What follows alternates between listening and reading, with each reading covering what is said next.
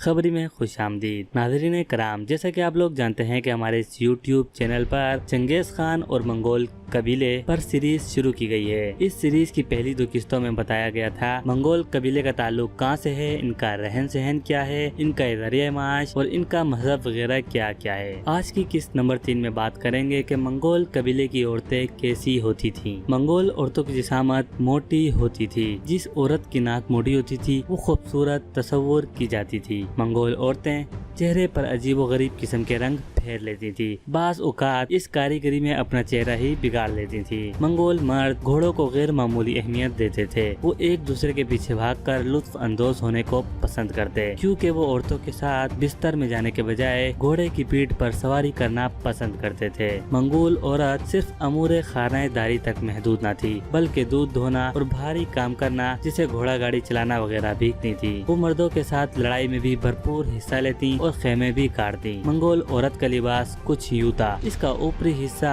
वो कपड़े से कस कर बांधती थी, क्योंकि उस वक्त तक औरतों के ज़ेरे जामा लिबास का तस्वुर सामने नहीं आया था। पाँव में चमड़े या नंदे का जूता पहनना मकबूल था, शायद सर्दी और बर्फबारी में। मंगोल औरत का लिबास जानवर की खाल होता था। मर्द भी सारा साल इस लिबास में नजर आते थे। मौसम गर्मा में अमीर मंगोल औरत रेशम, काटन और सिल्क का लिबास इस्तेमाल करती थी। ये काटन मुल्क चीन से आती थी, जिसे वो सर के ऊपर सजावट के लिए इस्तेमाल करती थी। औहदे हाजिर की तरह अहले चीन कदीम जमानों से तिजारत के शोबों में फाल नजर आते हैं। शादी ब्याह के मौके पर बीवियां खरीदी जाती थी। जिन लड़कियों के दाम ज्यादा बढ़ाए जाते वो बिन ब्याहे ही बैठी रहती जब तक समझौता न हो जाए। नाज़रीन कराम, ये सुनकर आपको इंतहाई हैरानगी होगी कि बाप के मरने के बाद इसका बेटा बाप की बीवियों पर अपना हक समझता, सिवाय अपनी सगी माँ के। यानी सगी माँ के साथ ये सलूक नहीं किया जाता था। मंगोल औरत मिजाजन अखड़ मिजाज और मुँह फट होती थी। एक अंग्रेज रबरर का कहना है औरतें बच्चा जनते वक्त घोड़ी बनकर जनना पसंद करती थी। ये वो माहौल और जमाना था जिसमें मंगोलिया के चीफ चंगेज खान ने आँख खोली। ये वो लोग थे जो एक एक माह घोड़े की पीठ से उतरते नहीं थे और घोड़े ही की पीठ पर खाना पसंद करते थे। घोड़दौड़ करना,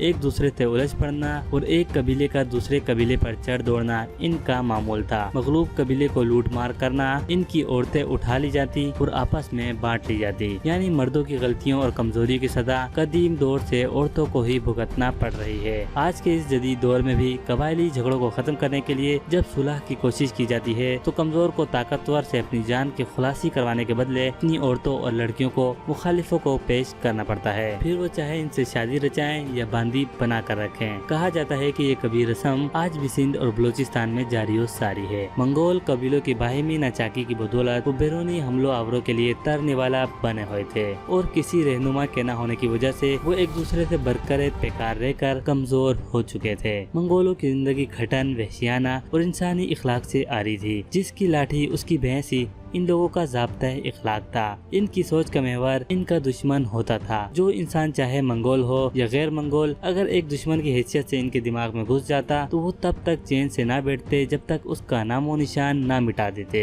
इस मखसूस जहनियत का अंदाजा इस बात से लगाएं कि मंगोल कबीले के लोग अपने बेटे का नाम यानी अपनी औलाद का नाम अपने दुश्मन के नाम पर रखते थे और चंगेज खान का नाम भी उसके वालिद ने अपने दुश्मन के नाम पर रखा था। नाज़रीन कराम, आपको किस्त नंबर 4 में तेमोजिन और चंगेज खान के बारे में बताया जाएगा कि किस तरह उनके वालिद ने उनका नाम अपने दुश्मन के नाम पर रखा। अगर आपको वीडियो पसंद आई और अगर पसंद ना आई तो कमेंट्स करके अपनी राय जरूर दीजिएगा, ताकि हम अपनी अगली वीडियो में मजीद इस्लाहात कर सकें।